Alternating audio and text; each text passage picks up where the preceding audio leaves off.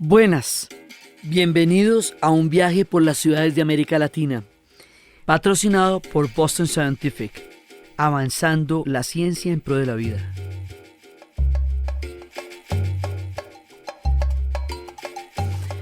Hoy, con el capítulo de Salvador de Bahía, vamos a terminar nuestra serie de las ciudades en América Latina que hemos disfrutado entrañablemente, absolutamente desde el fondo del alma. Esto, como todas las antologías, pues es una selección. Entonces, por un lado, queremos agradecer a todas las ciudades que hemos visitado de la mano de ustedes en este recorrido. Y por otro lado, queremos mandar un abrazo y unas excusas a las ciudades que no alcanzan a quedar, porque pues son tantas como la serie misma. En cada momento llegaremos a otras partes, pero esta fue la selección de este año.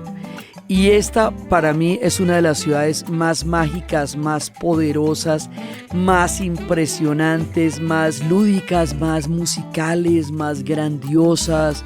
O sea, es casi indescriptible lo que se siente caminar por Salvador de Bahía.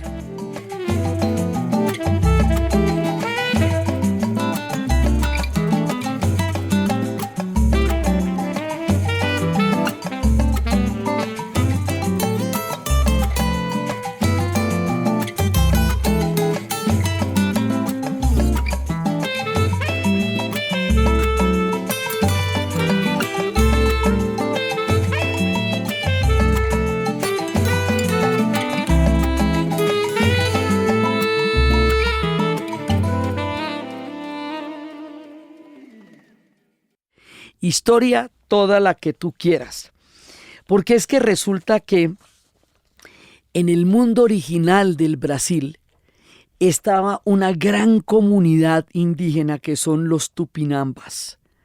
Y los tupinambas, el mundo tupinamba quedaba en lo que se llama como la Mata Atlántica, que era la selva que rodeaba todo el Atlántico. Hoy por hoy eso ya casi no existe, pero en esa época eso era una selva, y en esa selva se creó el gran mundo tupinamba. Y fueron una tribu indígena que habitó la región de Salvador de Bahía, en todo ese bosque tropical que incluye hoy la región de Bahía de Salvador. Y los tupis se llaman a sí mismos un pueblo que tiene su origen en la mandioca, en la yuca o en la tapioca, lo que está presente en toda la alimentación del Brasil actual. Entonces, la mayoría de ellos fueron exterminados durante la colonización portuguesa, y la lengua sí está presente en todos lados. Ellos también van a tener relación con los guaraní, de tal manera que se habla de una lengua tupi-guaraní que hablaban los tupinambos y que se hablaba en el Brasil y en muchos lugares. Y acuérdense que todos los guaraníes se nos han ido apareciendo en todos los relatos. Vemos que están en un montón de lugares del sur, pero que su reivindicación histórica la tenemos en el Paraguay. Pero aquí también había guaraníes y eran parte también de las comunidades de los tupis, porque estos son muchas comunidades.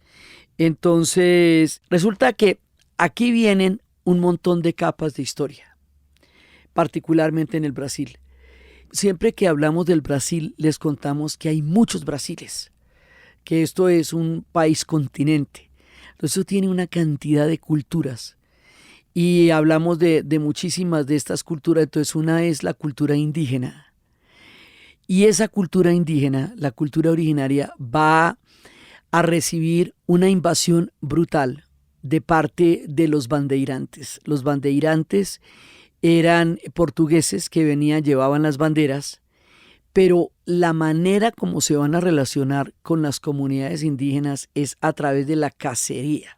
O sea, no, más allá del exterminio que sucedió en toda nuestra América, aquí hubo una cacería de indios por deporte, ¿me entiende? Por actividad. Entonces estamos hablando de una escala de exterminio, la cosa más impresionante, avalada institucionalmente. Aquí no hubo legislaciones de indios, no hubo las leyes que intentaron de alguna manera humanizar esto. No, nada de eso pasó. Esto fue a lo bestia. Entonces el mundo indígena brasilero ha sufrido continuamente una presión de exterminio muy grande. Esa es una memoria dolorosísima y sin embargo ha logrado resistir todo este tiempo. Entonces, ese mundo en nuestro relato va a quedar consignado en una forma de cosmovisión, de religión y de culto, que ya lo vamos a ver. Todo esto va sumando para crear una magia impresionante, digamos como una alquimia, más que una magia, una alquimia inimaginable, que es lo que va a ser Salvador de Bahía.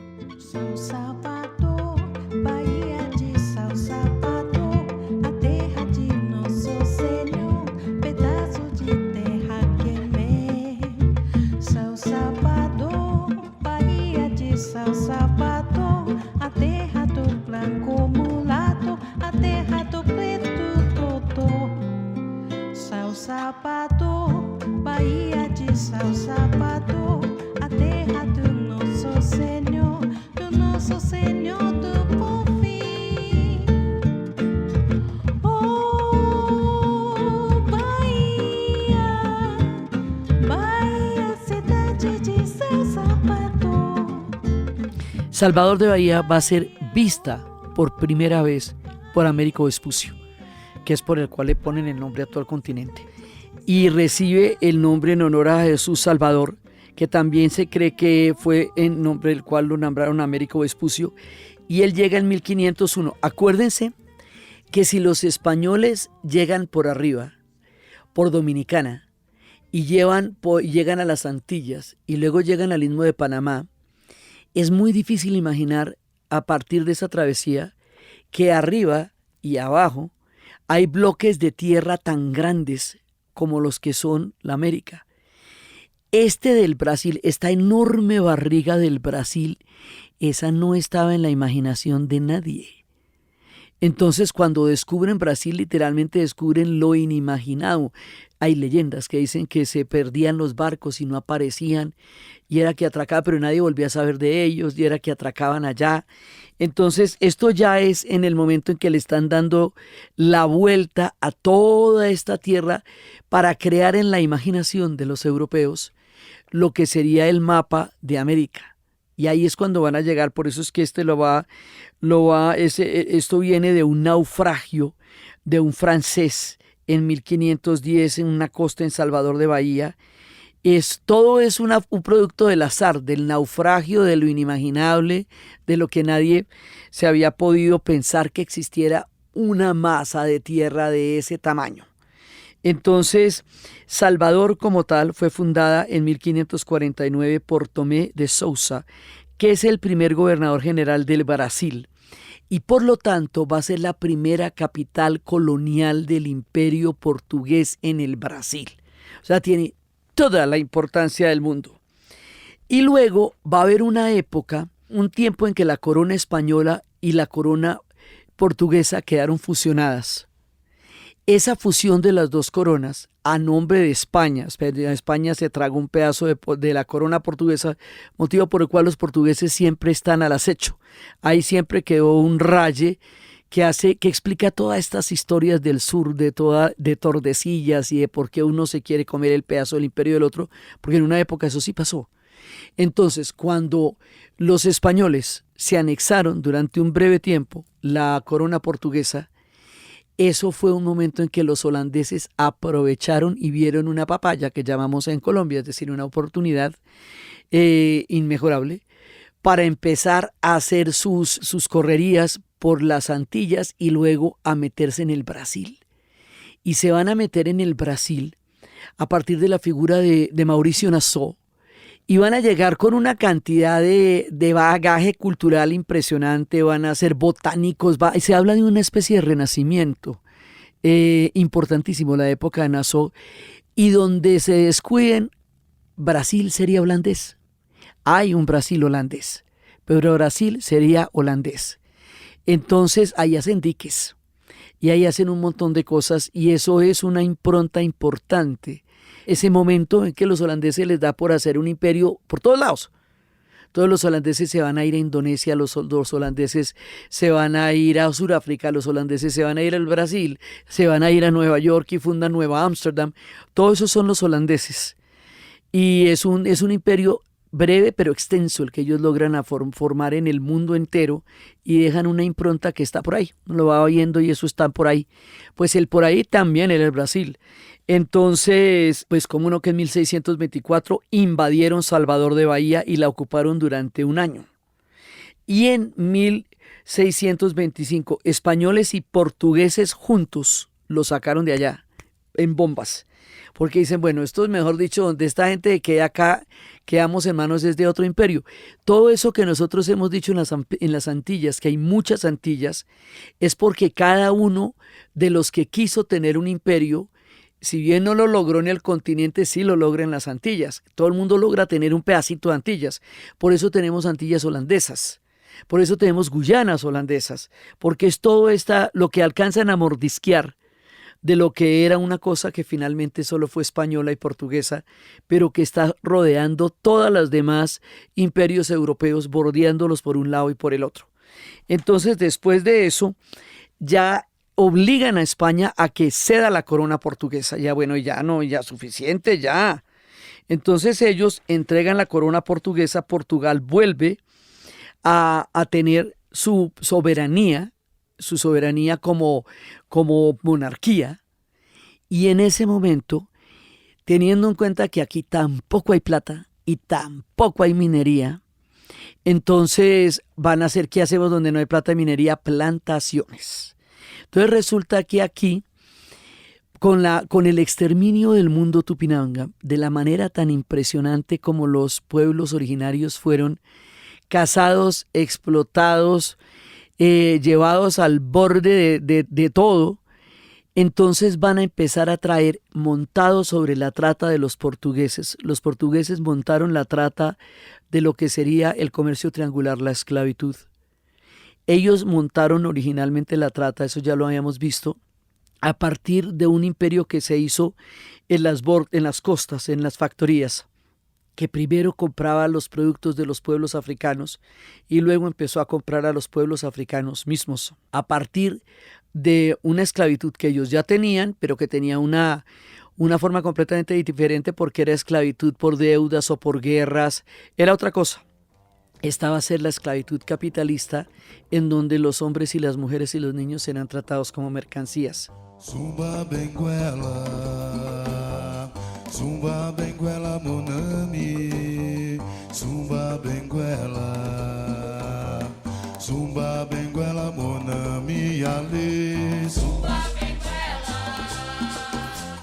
Zumba Benguela Monami, Zumba Benguela, Zumba Benguela Monami. Redanda, Zumba Benguela, Zumba Benguela Monami, Zumba Benguela, Zumba Benguela Monami Ali.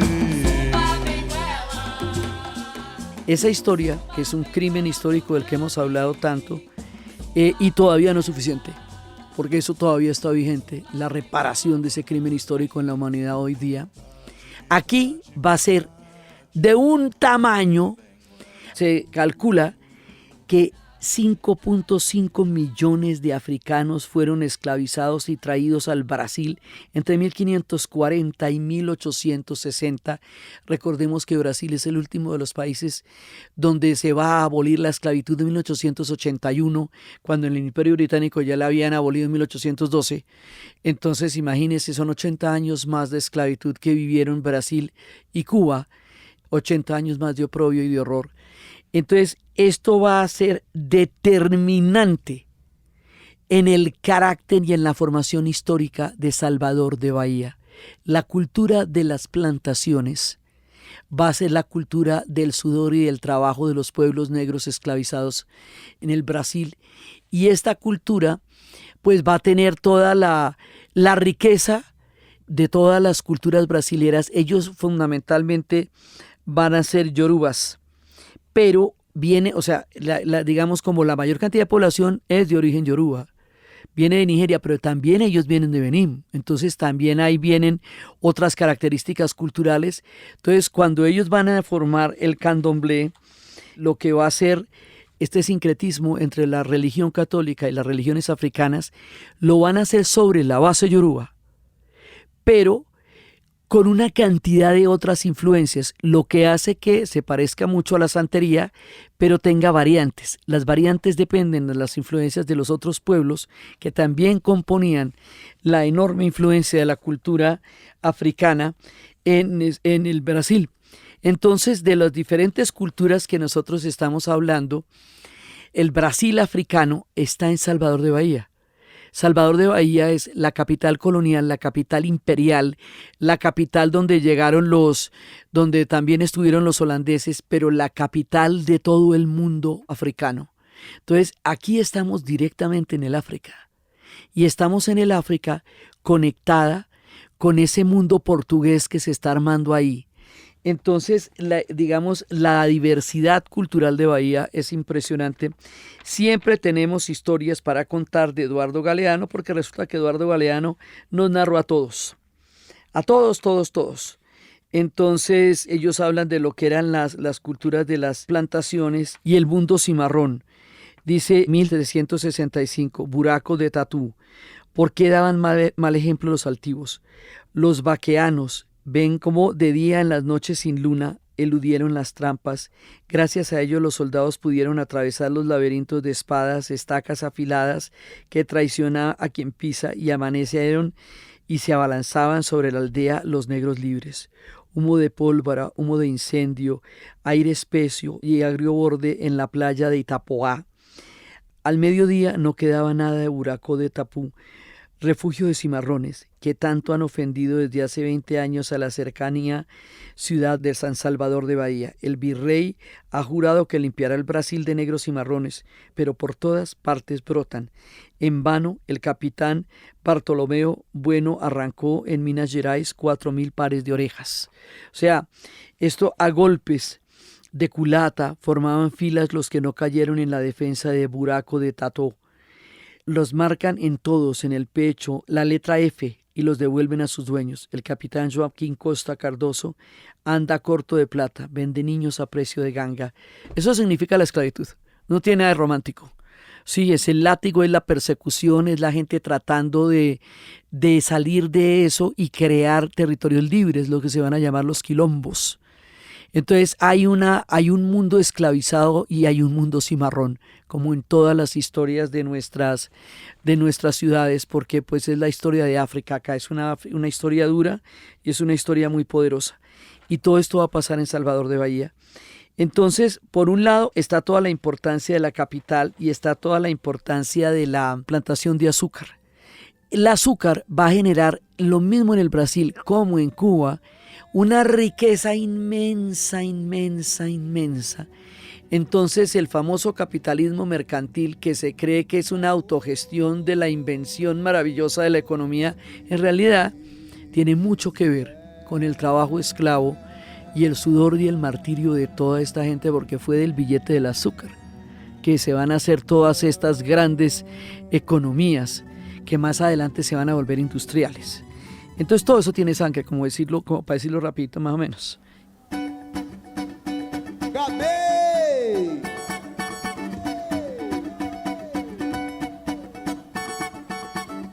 Eu sou filho de Xangô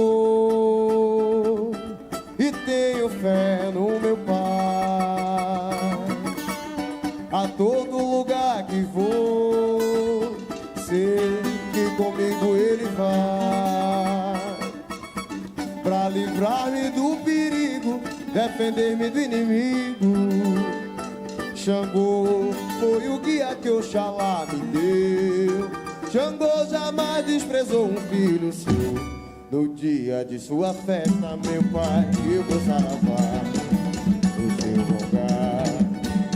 En 1763 es la capital de la América portuguesa, es Salvador de Bahía, y ya después, cuando pasa lo de la ruta del oro que les he contado, que le preguntaban los portugueses a Dios por qué si era el mismo Dios y el mismo Papa, tenían oro los españoles y ellos no, le decían, pero Dios, a ver, ¿qué quiere decir esto? Entonces un día deciden que van a encontrar oro sí o sí. y mandan las expediciones por todas partes de Bandeirantes, de donde hay oro, y en el cerro de Itacolomí, en Minas Gerais, van a encontrar más oro del que hay en el mundo en ese momento. Entonces el oro los va a volver un imperio de nuevo, los va a volver top en la economía mundial. Y cuando eso pasa y ellos se vuelven tan ricos y todo eso, ellos se van a volver un imperio gigantesco, poderoso, próspero. También a ellos les pasa que la entrada de Napoleón amenaza toda la península ibérica y los españoles le dan la guerra a Napoleón, hacen la guerra de guerrillas contra la figura de José Bonaparte, su hermano.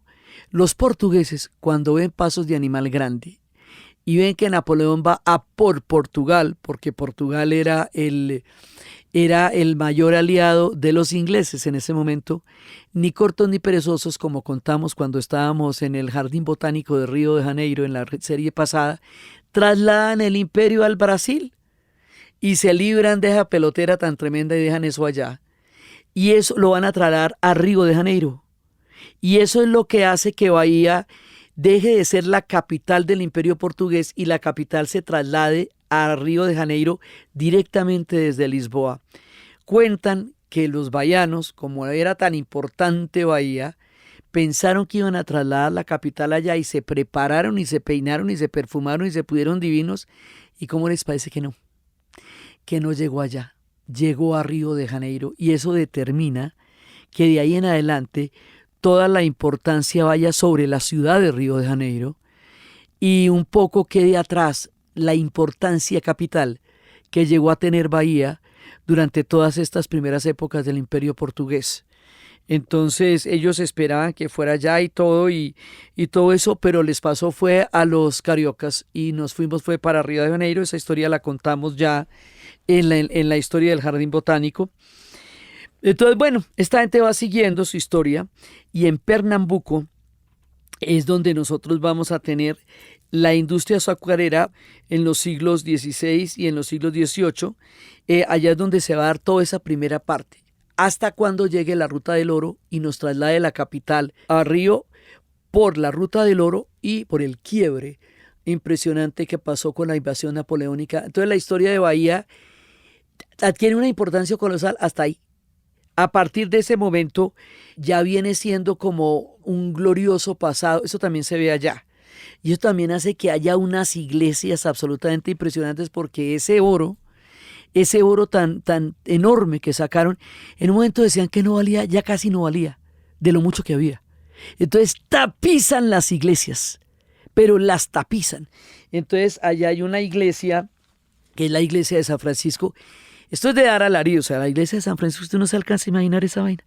Ellos tienen tantas iglesias, tienen como 360 iglesias, es impresionante la cantidad de iglesias que hay en Salvador de Bahía, pero esta es toda tapizada en oro, toda tapizada en oro y en los azulejos portugueses, porque la importancia de los jesuitas y de los franciscanos allá fue muy grande. Las iglesias compiten en esplendor con todo el oro, dan cuenta de la riqueza del imperio portugués sobre un mundo africano. La iglesia de San Francisco es una cosa, un prodigio de todos los estilos además, del barroco, porque el barroco también allá va a ser impresionante, del rococó, de todos los estilos que están puestos en este oro y es una cosa deslumbrante a niveles que uno no se alcanza a imaginar. El oro estaba en todas partes. Toda esa ruta del oro va a hacer que en el Brasil hay una riqueza que sobre todo se va a hacer en las iglesias y eso va a ser particularmente tremendo pues en la ruta del oro mismo, ¿no? En Ouro Preto y en Diamantina, pero Salvador de Bahía da cuenta de una riqueza colosal que es la que está puesta en todo el arte de las iglesias. Entonces está ese mundo, digamos, fastuoso, impresionante, que los portugueses construyen allá y está montado sobre el mundo africano. Entonces, el mundo tupí, el mundo tupinanga, el enorme esplendor del imperio portugués y el mundo africano confluyen en Salvador de Bahía. y van a dar una mixtura sao, una mezcla, como dicen ellos, absolutamente impresionante. Y esa mezcla nos va a dar una base religiosa que es el candomblé. Y ese candomblé particularmente se va a practicar en Bahía. Esa, digamos, el corazón candomblero es el de Bahía. Y allá es donde todo esto nos va a dar una característica cultural de la ciudad. Porque, como habíamos hablado cuando estábamos hablando de la santería cubana, es la misma raíz. Estamos hablando del mundo yoruba, que va a ser llevado, esclavizado a Cuba, también va a ser llevado al Brasil, y que va a traer sus santos, que va a traer sus dioses, sus espíritus, sus orishas, y que los va a traer a establecer un sincretismo con los santos para poder practicar el culto, porque son cultos prohibidos, porque el proyecto portugués también es un proyecto católico. Entonces no se puede practicar las religiones africanas libremente en el mundo portugués y hasta hace ni siquiera mucho tiempo en el mundo brasilero. Eso será, de todas maneras, siempre ha estado un poco estigmatizado por la fuerza de la imposición de la religión. Entonces resulta que ellos llevan el animismo, llevan los cultos de los orishas, pero como son tantos, pues también llevan el vudú, porque van gente de Benín, los nixis van dependiendo las naciones. Entonces el candomblé allá es mucho más complejo porque integra elementos de muchos otros pueblos. Y como la santería es regional, ¿no? La Virgen de Regla, tal, pues aquí también es regional, pero hay más regiones y hay más pueblos. Entonces la diversidad es mucho más compleja en el Brasil porque hay mucha más gente. Y hay mucha gente que viene de diferentes partes. Nessa cidade todo mundo é Oxum. Homem, menino, menina, mulher. Toda a cidade irradia magia. Vê sente na água doce, vê sente na água salgada, e toda a cidade brilha. Presente na água doce, presente na água salgada, e toda a cidade brilha. Seja tenente ou filho de pescador, ou importante desembargador. Nosotros hablamos del candomblé, también hablamos del ubanda. Ahorita, después del candomblé, vamos a echar toda una historia, pero el ubanda es también la religión brasileña, pero combina las creencias de los Tupinanda, que estamos hablando desde el principio, con la cosmogonía de los africanos bajo un contexto católico. O sea, el sincretismo ya no es solo africano con los católicos, sino africano e indígena con los católicos. Eso solamente lo tenemos fuera del Brasil en un culto más o menos reciente en Venezuela, que es el culto de María Leoncia. Sí, pero esto es la manera como las cosmogonías ancestrales y como los espíritus de las tierras se conjugan con los santos cristianos para dar una forma religiosa donde ellos pudieran practicar sus creencias y traer a sus dioses y poder vivir con ellos en un mundo donde todo eso estaba prohibido. Entonces resulta que todo esto nos va a dar un acervo cultural particularmente importante para la ciudad de Bahía. Entonces, por un lado está el candomblé, que nace de todos los esclavos africanos, desarrollándolo, toda esta gente cimarrona de las que nos habla Galeano, que van a formar quilombos, asentamientos formados por esclavos fugitivos, van a empezar a crear un mundo paralelo. En ese mundo paralelo, que va a ser bien importante también en el siglo XIX, va a haber 2000 terreiros o templos dedicados a los orishas, dedicados a la divinidad suprema que es Olodurum, que de todas maneras son monoteístas porque ellos todos vienen de Olodurum, pero cada uno de ellos se va a dividir en naciones y los orishas forman naciones y las naciones están asociadas con los santos cristianos Y entonces esto se va formando este tejido de los cultos a los orishas con los santos cristianos, y a cada uno se le va a dar una equivalencia para poderlo tener allá. El orisha es el espíritu, y el santo, por ejemplo, Ehu, que es el intermedio entre los humanos y los orishas, es el equivalente a San Antonio.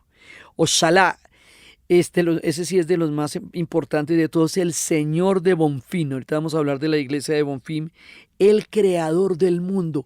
Él es un hombre que está agachado, barriendo, y su color es el blanco, y su poder es inmenso.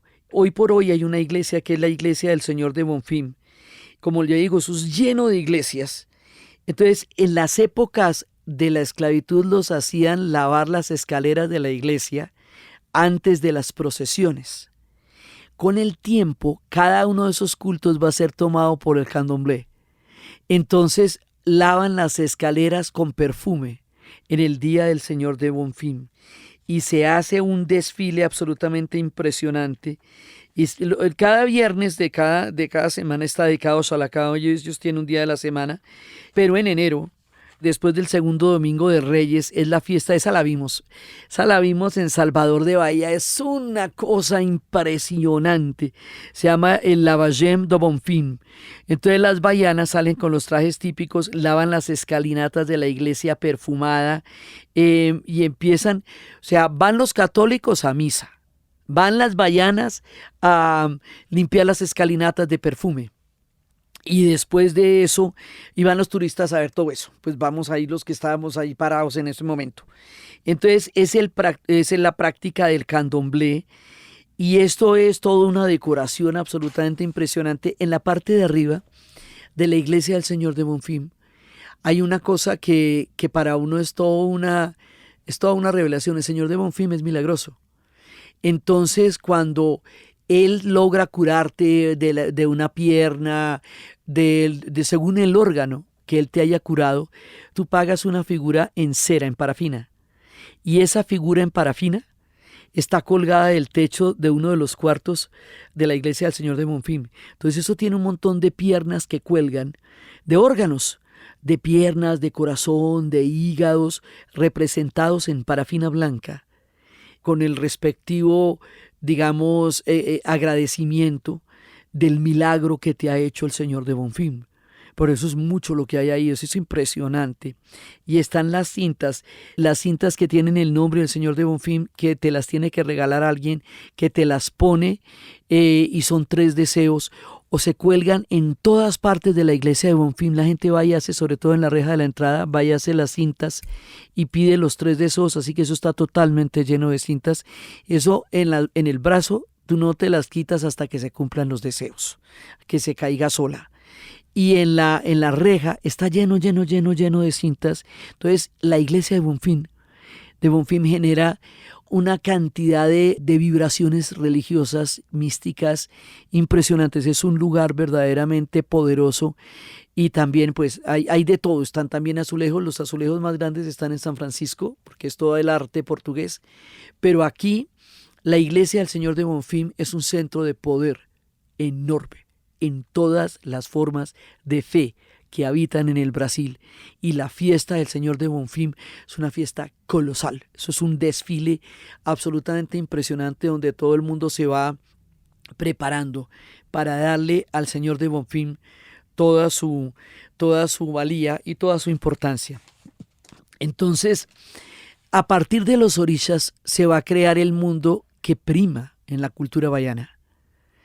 Y cada uno de estos orishas, que es lo que le digo, que significa un poder, que significa una mediación entre lo sagrado y lo cotidiano, una manera en que los pueblos africanos seguían vinculados a la profunda espiritualidad de la que siglos y siglos y milenios han vivido antes, y pueden seguir existiendo allá en las condiciones absolutamente terribles de la esclavitud.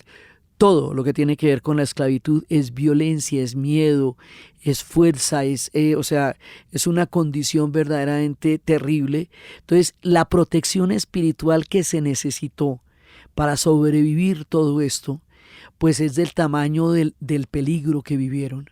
Y eso es lo que hacen los orishas. los protegen. Hay de de las aguas saladas, es la señora Yemanja, es azul su color. De las aguas dulces es la señora Oshun.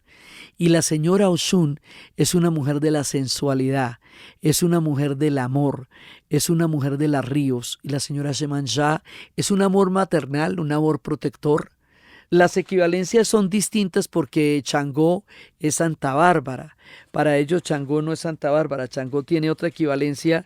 En algunos casos son diferentes, porque las equivalencias tienen mucho que ver también con las regiones. Ahora, esta religión del candomblé es, como les digo, es muy profunda y muy compleja.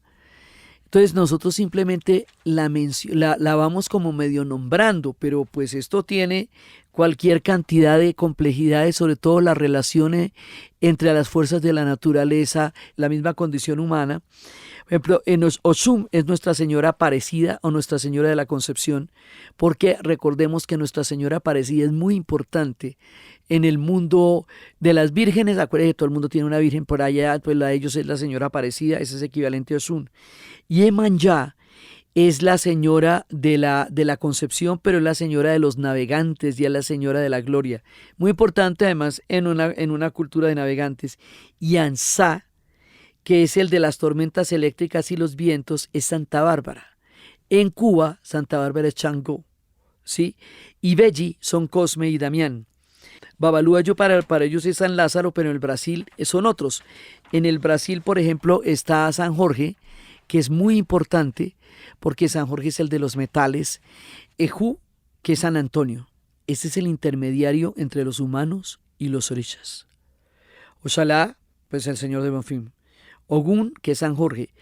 Él es un orisha guerrero que fabrica instrumentos de hierro y de fuego y siempre se le representa con los instrumentos.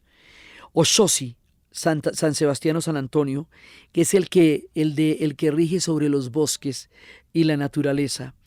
Shangó, él no representa el rayo y el trueno como sí lo representa en la santería cubana. Aquí representa es Omolú, que es San Lázaro y que en Cuba es Babaluayé. Aquí Omolú, él es el orisha de las enfermedades y de la curación. La santería, como el candomblé, son también religiones de la salud, protegen de la enfermedad. Porque, a ver, ¿de dónde salían los médicos? Eran su propia medicina también. Entonces, es muy importante San Lázaro. Logune de el orisha de la belleza y de la riqueza. Hay muchos más, como les digo, hay muchísimos más. Y son muy complejos los significados, porque un mismo orisha significa muchas cosas y es capaz de aglutinar fuerzas diferentes y va a dar poderes diferentes, y esos poderes son la protección. Entonces, esto va a generar una cultura que se nos va a traducir en la música, que se nos va a traducir en una danza, que es la capoeira. Pues no podían las personas esclavizadas practicar ningún tipo de arte marcial o de defensa, porque eso inmediatamente era vigilado y prohibido por los portugueses. Entonces, todo aquí hay que disfrazarlo. Todo aquí hay que ponerle una capa encima para que no sea evidente. Entonces, la manera como ellos organizaban su propia forma de defensa personal, pero no se presentaba como un arte marcial, se presentaba como una danza. Eso es la capoeira. Y la capoeira es un elemento fundamental y esto se combina con la música. Alguna vez hemos hablado, cuando estamos hablando de los pueblos africanos, que ellos están codificados musicalmente, que tienen música para absolutamente todo, que tienen música para pasar la tarde, para estar con los amigos, para enamorar, para ir al otro lado cuando mueren, para estar en este lado. Entonces, la música es un elemento tan importante como la vida misma. En la capoeira, el instrumento es el birimbao.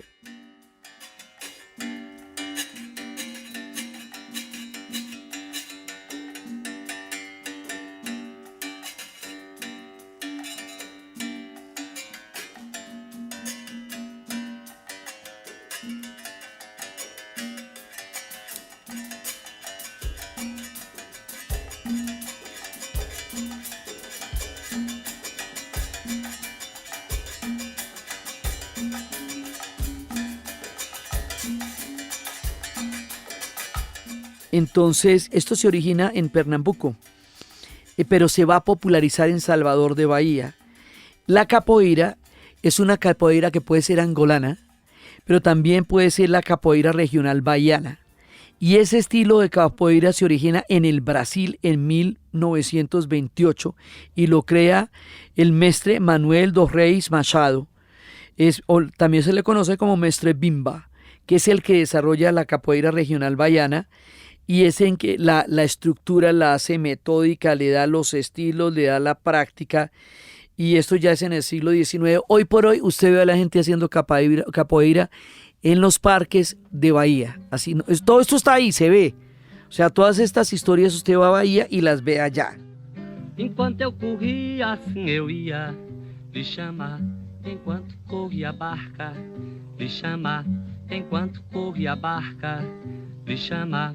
Enquanto corria a barca, por minha cabeça não passava não.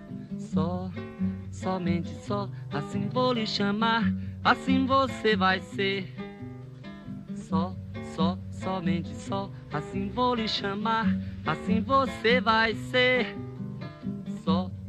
Somente só, assim vou lhe chamar, assim você vai ser. Laiarara,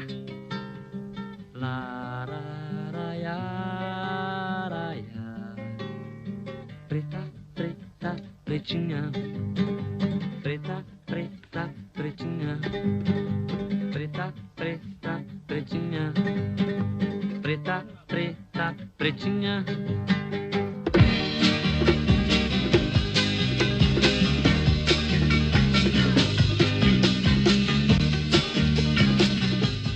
Ha habido muchas revueltas acá. Hubo una revuelta en 1835 que fue llamada la revuelta de los males.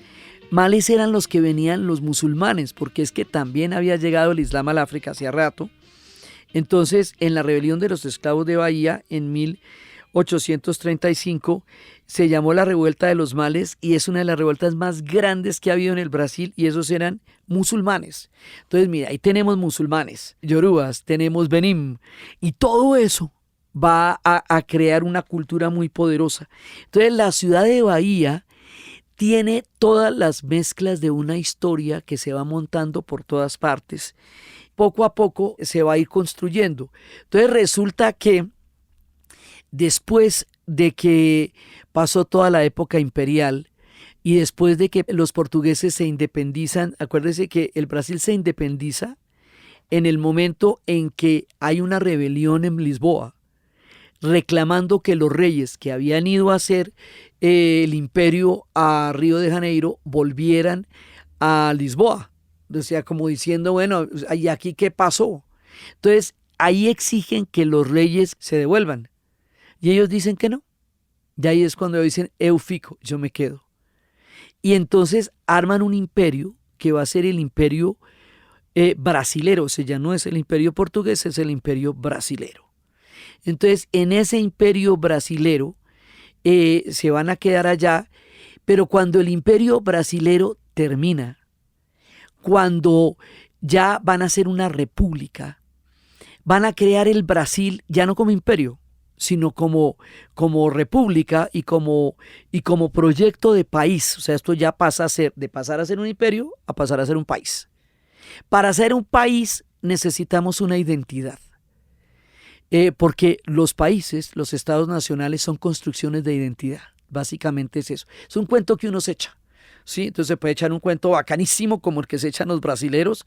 Lo puede construir. O sea, es una construcción. Entonces ahí cuando ellos empiezan a buscar una identidad, ¿dónde la van a encontrar? En Salvador de Bahía. Y todo este mundo africano va a empezar a cobrar una resonancia enorme en el Brasil, porque es desde allí donde van a forjar su identidad. Entonces la capoeira va a exaltarse, ya no se le prohíbe, sino que se le exalta. Y entonces, de todos los ritmos africanos, y esto sí es un debate, como dicen, de acabar amistades, ¿de dónde viene? El samba, dicen que viene de Bahía, otros pueden absolutamente decir que no, que viene de otra región, pero pasa lo mismo como pasa en Colombia con el vallenato, que si nace en La Guajira, que si nace en el Cesar, en el Valle de Upar, bueno, lo que tú quieras, pero la fuerza del samba en Bahía es gravitacional, eso se respira ya. Entonces allá hacen las rodas de samba. Nos tocó una roda de samba maravillosa. Y esas rodas de samba es donde todos los músicos van pasándose de uno a otro. Y aquí nos metemos en uno de los lugares más importantes de Salvador de Bahía, la música.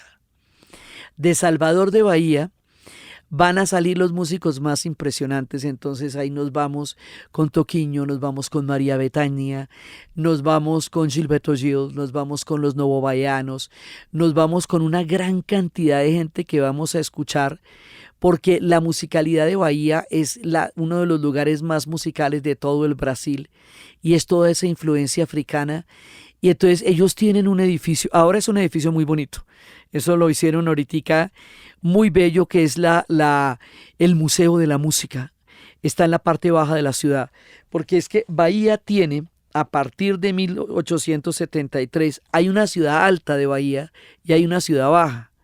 Entonces, para poder unir la ciudad alta y la ciudad baja, que eran difíciles de transitar por las condiciones, entonces ahí van a hacer un ascensor. Esta ciudad tiene un ascensor, se llama el ascensor de la Cerda, y usted sube y baja por el ascensor a una parte y a otra de la ciudad, y por ese elevador es que uno ve como las dos bahías. Baja usted el ascensor y a mano derecha está el Museo de la Música, y en el Museo de la Música hay cualquier cantidad de como una serie como de cuartitos donde usted se mete, y ahí está la historia de los diferentes momentos de la música en la historia de la música de Bahía. La historia de la música bahiana define la ciudad misma, porque esta ciudad es una ciudad musical. Cuando nosotros llegamos la primera vez después del Año Nuevo, vimos el concierto de Carlinhos Brown, y el concierto de Carlinhos Brown es de morirse.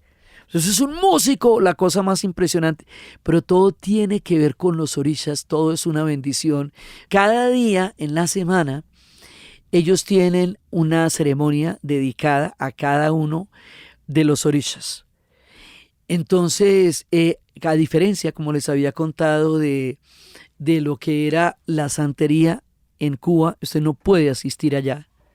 Aquí tuvimos la oportunidad de asistir a una un poquito de una ceremonia que le permiten a uno mirar, un poquitico.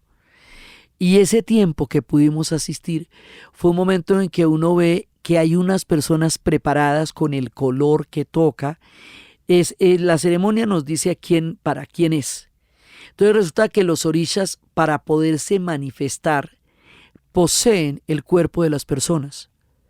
Entonces hay personas que son los anfitriones de los orishas esa noche. Está la comida, está todo lo que se ofrece al orisha, Cuando el orisha entra en la posesión de la persona entra en un trance, pero no es un trance como quien entra en un estado alterado.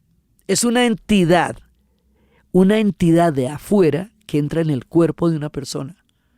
Y usted lo ve como a través de la mirada, cuando el orisha lo mira a usted, es el orisha el que la está mirando, no la persona. Y las personas se transforman en los movimientos del orisha. Entonces, si están barriendo, es que el que está llegando es el señor de Bonfim. Si hay un espejo, es que la que está llegando es Oshun. Si hay un arco, está llegando Hun. Entonces, en la medida que vaya llegando el orisha, todo el mundo va haciendo la devoción del orisha. El orisha comparte, el orisha fuma, el orisha come, el orisha bebe y comparte con ellos. Esa es la forma como ellos se relacionan directamente con la divinidad. Y es impresionante porque personas, digamos, había un señor corpulento enorme, que saltaba con una enorme ligereza, como si no tuviera gravedad. Era Ogún el que había llegado, y él tenía su arco y danzaba. Y luego, cuando va a la posesión del orisha, otra vez vuelve la persona que estaba ahí parada. o una señora que parecía una señora muy tradicional, la coge el señor de Bonfín y ella empieza a encorvarse y luego durante el tiempo en que los poseen los cuidan, les dan agua, les están poniendo agua en la cara porque la energía que se consume para recibir un orisha es una energía muy fuerte. Entonces vienen los orishas, están con ellos y los orishas están por toda Bahía. Después sale cada uno y viene el otro hasta donde vimos. La ceremonia dura hasta el otro día, solamente ese pedacito nos permitió ver, hay que ir de colores claros para poder estar en la ceremonia, hay alimentos rituales. Pero todo esto impregna Bahía. Entonces usted lo ve en la música. La primera vez que yo tuve la oportunidad de ver toda la preparación del carnaval, el precarnaval. Entonces todas las noches cada uno de los que iban a participar en el carnaval estaban ensayando. Entonces es la musicalidad en todas partes, en toda la ciudad hay música. O sea, todo está relacionado con las rodas de samba, está relacionado con las zambas de bendición. Por eso la zamba de bendición de Vinicius hace la alegoría a todos los grandes músicos bahianos que van todos, pues Dorival Caymmi, Edu Lobo, Carlos Lira, todos ellos van a estar en la zamba y hay zambas de bendiciones para todos ellos. Velho calção de banho, o dia pra vadiar, mar que não tem tamanho e arco-íris no ar. Depois na praça Caymmi, sentir preguiça no corpo e numa esteira de vime, beber uma água de coco é bom.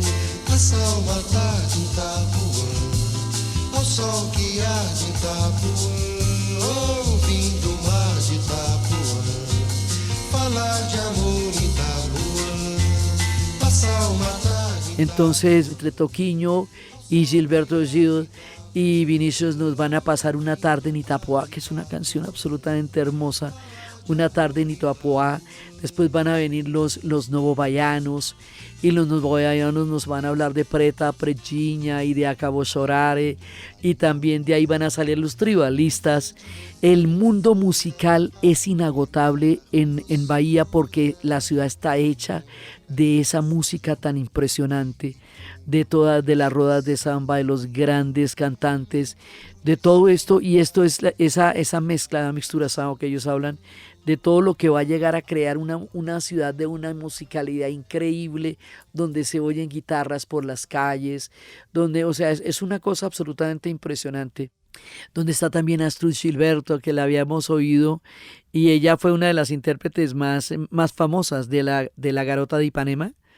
Es pues una de las que uno más recuerda es la de Astrud. La primera que se le viene a la cabeza se la canta Astrud Gilberto, y es ella la que populariza la canción, y ella es baiana.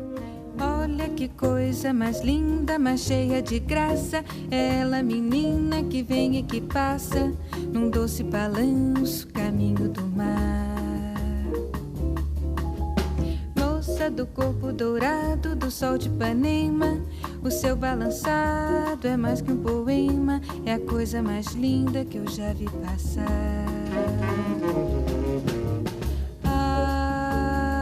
Porque estou tão sozinho. Porque tudo é tão triste. Entonces, esa musicalidad del Brasil que nosotros no podemos separar del Brasil mismo y que es lo que constituye también una identidad brasilera muy poderosa, tiene su epicentro en Salvador de Bahía. Entonces en Bahía tenemos la capoeira, en Bahía tenemos el samba, en Bahía tenemos la música. Hay una parte que hay un dique. Ese dique lo construyeron los holandeses. Los portugueses dicen que ellos también, pero en realidad los que construían los diques eran los holandeses. Los portugueses van a hacer una fortaleza que va a haber alrededor porque los portugueses hacían fortalezas, pero los duros de los diques eran los holandeses. Ese se llama el dique de Tororó. Chiquechitororó, dicen ellos. Y ese Chiquechitororó es un nombre tupinamba. Viene de la lengua tupí, es un nombre de lagos y de aguas. Allá están unas estatuas gigantes de los orishas en roda, como siempre están ellos en rueda, ¿sí?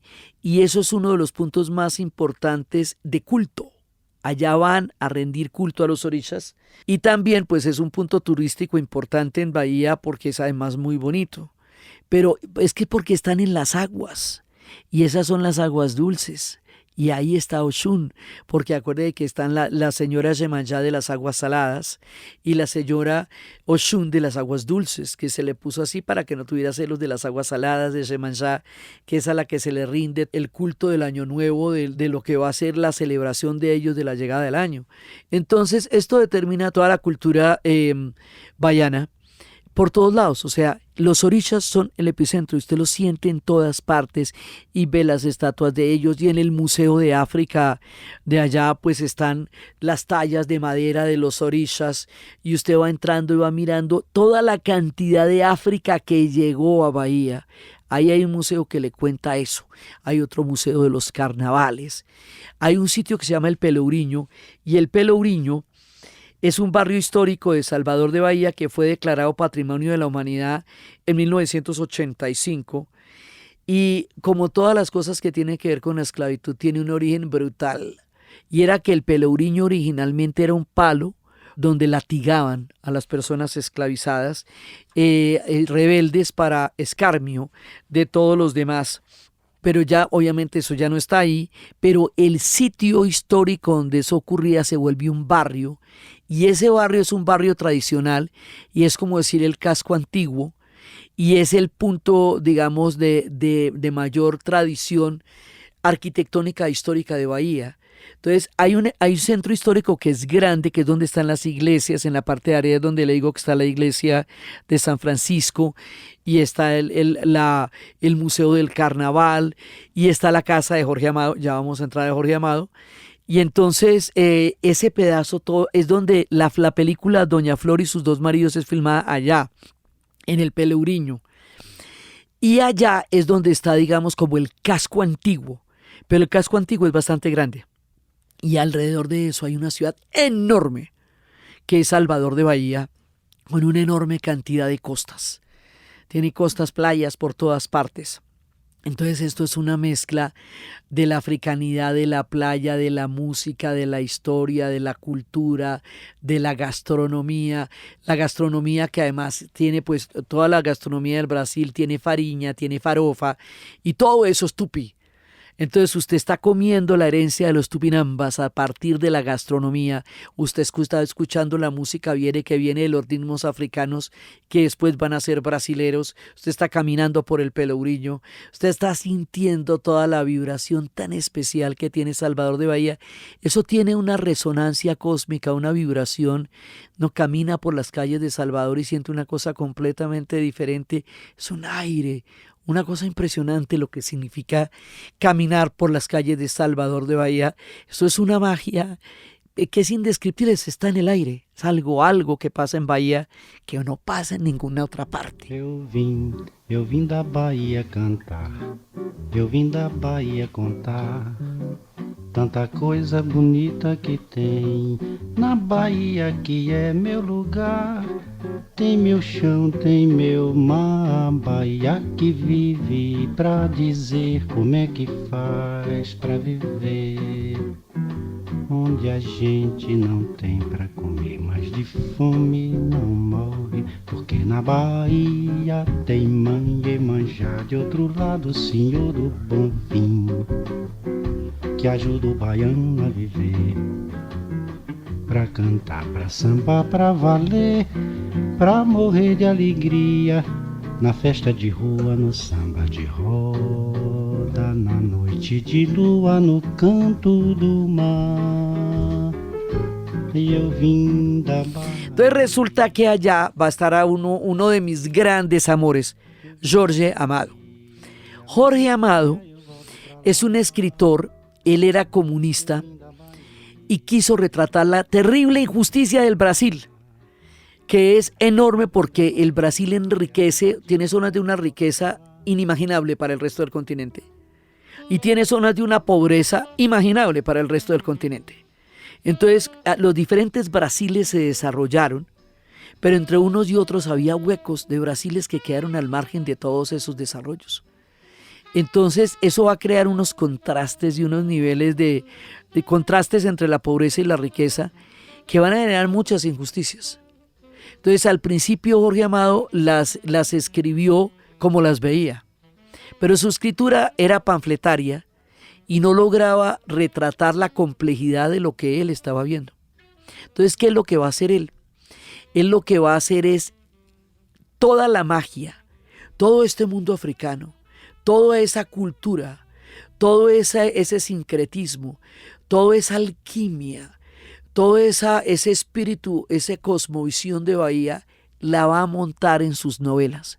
Y cuando logra hacer eso, va a ser una cosa impresionante porque va a generar una forma de novela que nos va a contar esta Bahía y nos va a montar la Bahía en la literatura universal. Y nos va a hacer Doña Flor y sus dos maridos, la historia de esta mujer que tuvo un marido sinvergüenza, mujeriego, jugador, borracho, pero era el mejor amante del mundo. Y cuando él muere en un día de carnaval, cae muerto ahí en pleno carnaval en la mañana porque todo el cuerpo ya no le funciona de tanto beber, muere. Flor queda aterrada y él muere y empieza a hacerle milagros a todos los amigos. Entonces les hace ganar en el juego y todo. Y Doña Flor extraña a este hombre terriblemente porque era el amante que colmaba su vida. Y luego se le aparece un gran señor, Teodoro Madureira, que es un boticario, que es un hombre, un farmacéutico, que le da una vida de seguridad, de cariño, de respeto. Y resulta que ella queda incompleta, porque ella ama toda la seguridad, el cariño, el respeto, lo importante que es para ella Teodoro Madureira, pero la fuerza de la pasión de Badiño ahoga su corazón en un desasosiego que ella no puede, no es capaz de sobrellevar. Y esa canción de ¿Qué será, qué será? Esa es una canción brasilera que después la va a traducir Willy Colón, pero realmente, y la canta Simone, en la banda sonora de lo que sería la película de Doña Flor y sus dos maridos, habla del deseo, de ese deseo que no se sacia, y es la canción, la compone el grandísimo y tremendo Chico Buarque de Holanda, que es de los más grandes músicos del Brasil, del mundo y de la vida, pues. Que é feito estar doente de uma folia, que nem 10 mandamentos vão conciliar, nem todos os ungüentos vão aliviar, nem todos os quebrantos, toda alquimia, que nem todos os santos, será que será? O que não tem descanso nem nunca terá, o que não tem cansaço nem nunca terá, o que não tem limite. O que será que me dá, que me queima por dentro? Será? Entonces nos habla del deseo que es como un aguardiente que no sacía. Entonces Doña Flor no puede con ese deseo, y entonces Badiño se le empieza a aparecer y ella, ya casada, entra en una contradicción muy grande y porque no ve a Badiño, y Badiño dice: es que tú me estás llamando, Flor, tú me estás llamando, es tu deseo el que me está llamando. Entonces ella, en una confusión de una baiana que creía que había tenido un hijo de Badiño, y va y habla con ella y se da cuenta que no, porque Doña Flor no podía tener hijos. Entonces se vuelven muy amigas y ella le pide que le saque a Badiño de la vida porque ella ya no puede resistir su fuerza. Y hacen una ceremonia para que el espíritu de Badiño se vaya. El espíritu llegaba en cuerpo y alma, no en cuerpo, y poseía a Doña Flor. Entonces se dan cuenta que no lo pueden sacar. Y Flor grita que no lo saquen al final. Entonces Doña Flor queda con este amante bandido que era Badiño y con Teodoro Madureira. Y salen de la iglesia los dos, que es la famosa escena en donde salen los tres. Ella con su marido Teodoro Madureira, que todo el mundo ve ante la sociedad, y con su marido desnudo Badiño, que es el hombre que sacia su pasión y es lo que compone el mundo de las mujeres, ¿no? Entre la pasión y la seguridad. Esa es Doña Flor y sus dos maridos, y es la escuela de gastronomía que se llamaba Saborearte, y Balliño le decía quiero saborearte. Él escribe de las mujeres, Gabriela, Clavo y Canela, que es la historia del crecimiento de las grandes terratenientes de Brasil y de la ciudad de Ilhéus. Teresa Batista, cansada de guerra, que es una mujer que viene del Sertão, huyendo de una de las regiones de mayor pobreza del Brasil, porque esa es una región semidesértica que coincide con el Sahel africano. Teresa Batista, cansada de guerra. Tieta de Agreste, que es otra de las novelas. Doña Flor y sus dos maridos. El vendedor de la tienda de los milagros, que es también la historia de cómo tratar de que se pueda reconocer a las personas mulatas dentro de la ciencia en el Brasil. Él va a estar luchando contra el racismo, y él va a ser un hombre que va a ser amigo de una mujer, de una babalosa, de una sacerdotisa baiana toda la vida. Él va a ser clave cuando llegue a estar en el Congreso en el Brasil para poder lograr la libertad de cultos. O sea, esto ya muy entrado el siglo XX, la libertad de cultos todavía no se permitía.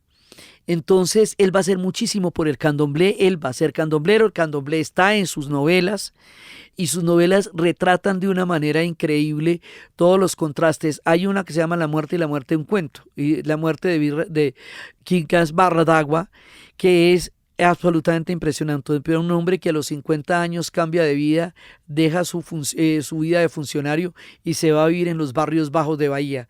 Cuando cambia de vida, la mamá y la esposa y la hija dicen que murió, pero él luego muere en uno de los burdeles de Bahía, y las dos bahías, las de arriba y las de abajo del ascensor de la Cerda, se juntan en el entierro de este hombre, y eso nos va a dar lugar a una noche mágica e inolvidable de un hombre que quiso siempre ser marinero y no navegó, sino hasta su muerte. Entonces, todo este mundo tan impresionante que nos hace Jorge Amado, que es una historia en sí misma, lo va a plasmar en una casa que queda en la Rua Vermelho. Hay una casa, un centro histórico cultural de él en Pelourinho, pero hay una casa en la Rua Vermelho que es la historia de él y su gran y tremenda compañera, Celia Galati. Ella se llama Celia Galati para que no, digamos, para tener una independencia de obra. Es una gran artista, es una gran escritora, es una mujer durísima también que vivió toda la vida con él. Muere muy poco tiempo después de que él muera. Allá está todo el mundo que él recorrió. Él era un hombre, ellos eran planetarios, globales, entendieron el mundo socialista, el mundo baiano, el mundo candomblero, el mundo latinoamericano, y logró un pensamiento literario gigantesco que vale la pena explorar en todos sus rincones, y que tiene un humor porque es muy divertido, satírico y dulce. O sea, en todo, a pesar de la dureza de las cosas que pueda llegar a describir, o la manera como cuestiona los valores. En el caso de Gabriela, empieza con un feminicidio. El dentista encuentra a su mujer con otro y la mata. Y resulta que el árabe Nassim, que se casa con Gabriela, después encuentra, Gabriela tiene otros hombres, pero a él no le importa. Entonces vea cómo hacer para no matar a Gabriela, hombre, que Gabriela es maravillosa. Y entonces pues cambia la moral de la época. Simplemente se descasa de Gabriela para poder seguir siendo su novio. Pero en cada una de las novelas de Amado o de los cuentos de Amado se cuestionan valores opresivos y se da lugar a derechos y a historias que permiten una vida mucho más libre para todos. Es un escritor de la libertad. E Celia Galati, su compañera, es una grande. E todo isso está em Salvador de Bahia. Você já foi à Bahia, nega? Não? Então vá. Quem vai ao Bonfim, minha nega, nunca mais quer voltar. Muita sorte teve, muita sorte tem, muita sorte terá. Você já foi à Bahia, nega? Não? Então vá. Lá tem vatapá, então vá. Lá tem caruru, então vá. Lá tem mungunzá, então vá. Se quiser sambar, então vai. Nas sacadas dos sobrados da velha São Salvador, a lembrança das donzelas do tempo do imperador. Tudo, tudo na Bahia faz a gente querer bem. A terra tem. Y lo que pasa es que podríamos no terminar de hablar de Bahía. Ese es el peligro de hacer un programa sobre Salvador de Bahía.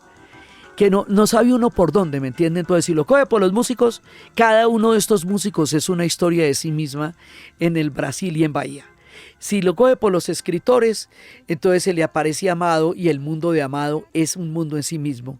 Si lo tomamos por los orishas y por el candomblé, esto es un culto poderoso, enorme, grande, que directamente nos conecta con el África. Esto es el África en Bahía y uno la ve, el África la ve en Bahía. Entonces, corremos el peligro de no terminar de hablar de Bahía. Pero nos toca terminar de hablar de Bahía porque todo tiene un límite y el tiempo también, incluso en los podcasts. Así que aquí los dejo entre provocados, nos quedamos encantadas, provocados, maravillados, con algo que es casi indescriptible de lo poderoso y de lo increíble que es la ciudad de Salvador de Bahía. Por cualquier esquina donde la coja la cultura, nos deslumbra la africanidad, la belleza y el poderío de esta ciudad tan grande y tan grande en la historia del Brasil. Entonces, con esta ciudad que absolutamente desborda los sentidos, la espiritualidad, el alma, la música, el color, la belleza, con esta ciudad tan grande, tan poderosa en la historia, en el tiempo, en la magia, en la vida misma, terminamos nuestra serie por América Latina, en uno de los lugares más bellos del planeta, Salvador de Bahía, y con esto terminamos la alegría de narrarnos, porque el ejercicio de narrarnos como latinoamericanos es un ejercicio poderoso en sí mismo.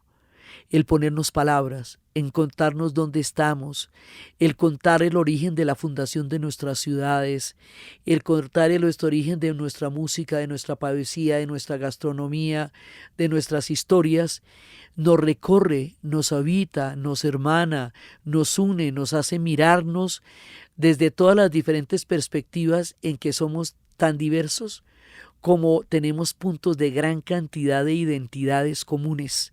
El mundo africano, los mundos de las colonizaciones, las fundaciones, las descolonizaciones, las creaciones, las construcciones, todo esto hace que este recorrido por todas estas 10 ciudades de América Latina sea un relato tan poderoso de lo que somos, con todo el orgullo y el cariño y la maravilla de ser latinoamericana y estar contando estas historias y de formar parte de un universo tan grande y tan diverso y haberlo podido siquiera reseñar con palabras para ustedes.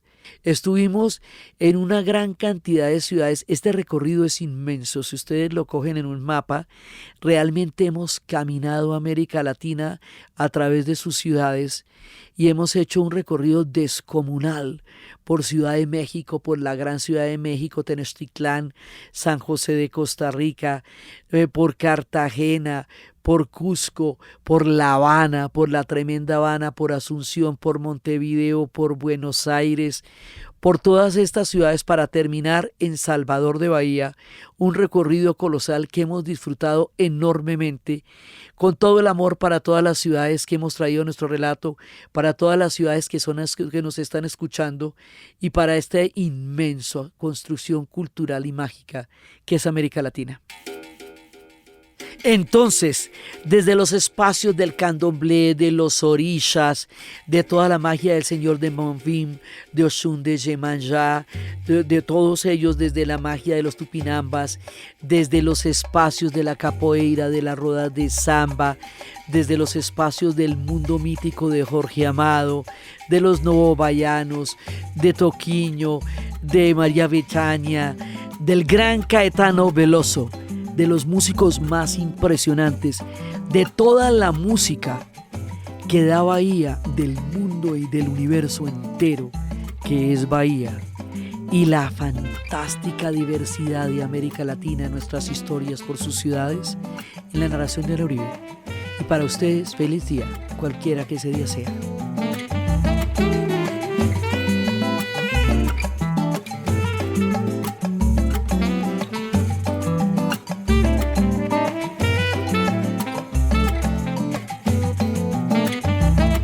Este podcast fue grabado en Los Gatos Studio y fue posible gracias al equipo de dianauribe.fm, que está integrado por Diana Suárez, Milena Beltrán, Arturo Jiménez Viña, con la musicalización de Eduardo Corredor Fonseca de Rueda Sonido y con la ayuda fuerte y poderosa de Santiago Espinosa Uribe y Laura Rojas Aponte del podcast Cosas de Internet.